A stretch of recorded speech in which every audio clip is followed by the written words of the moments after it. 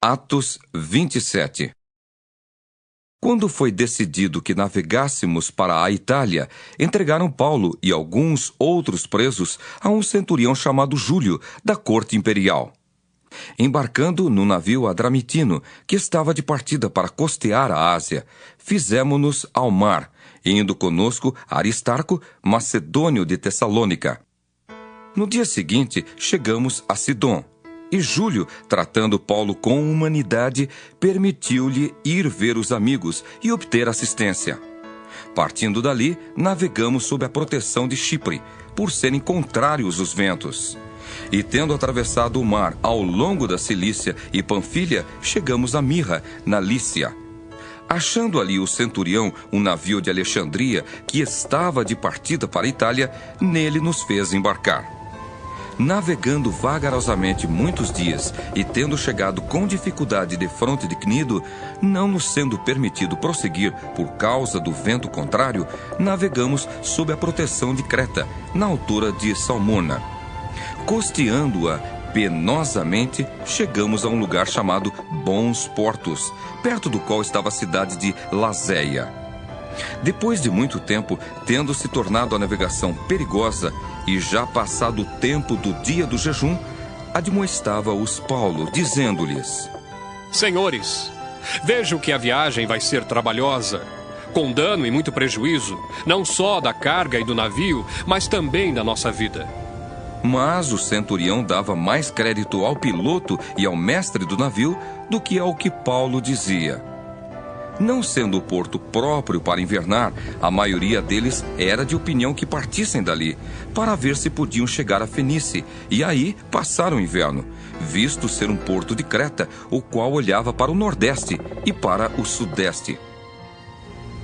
Soprando brandamente o vento sul, e pensando eles ter alcançado o que desejavam, levantaram âncora e foram costeando mais de perto a ilha de Creta. Entretanto, não muito depois, desencadeou-se do lado da ilha um tufão de vento chamado Euroaquilão. E sendo o navio arrastado com violência, sem poder resistir ao vento, cessamos a manobra e nos fomos deixando levar. Passando sob a proteção de uma ilhota chamada Cauda, a custo conseguimos recolher o bote. E levantando este, usaram de todos os meios para cingir o navio. E temendo que dessem na Sirte, arriaram os aparelhos e foram ao léu. Açoitados severamente pela tormenta, no dia seguinte já aliviavam o navio.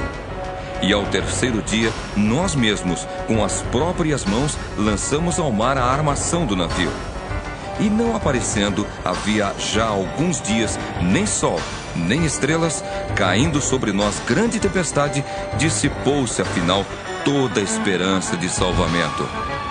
Havendo todos estado muito tempo sem comer, Paulo, pondo-se em pé no meio deles, disse: Senhores, na verdade era preciso terem me atendido e não partir de Creta, para evitar este dano e perda.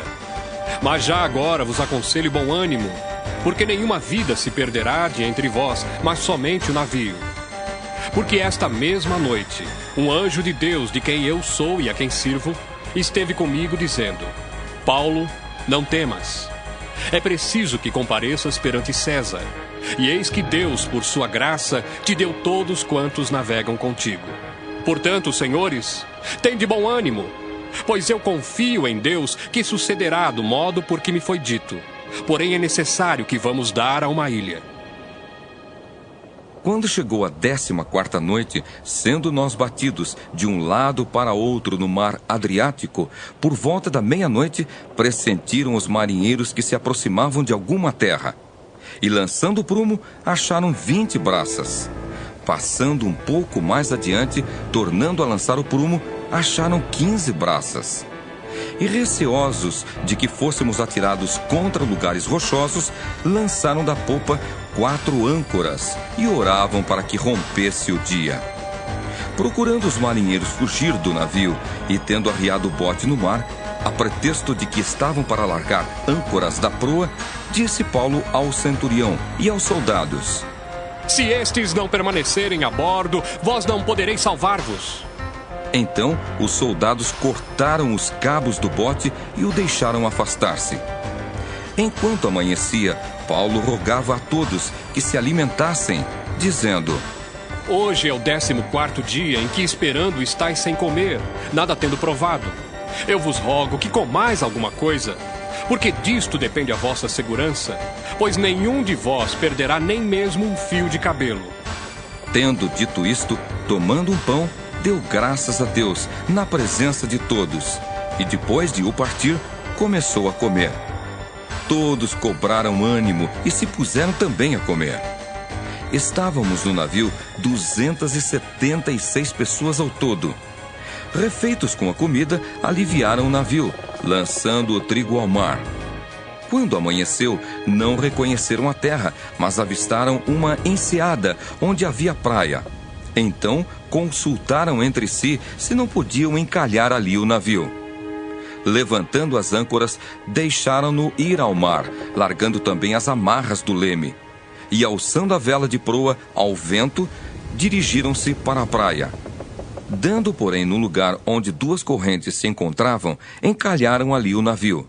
A proa encravou-se e ficou imóvel, mas a popa se abria pela violência do mar. O parecer dos soldados era que matassem os presos, para que nenhum deles, nadando, fugisse. Mas o centurião, querendo salvar a Paulo, impediu-os de o fazer e ordenou que os que soubessem nadar fossem os primeiros a lançar-se ao mar e alcançar a terra. Quanto aos demais, que se salvassem uns em tábuas e outros em destroços do navio. E foi assim que todos se salvaram em terra.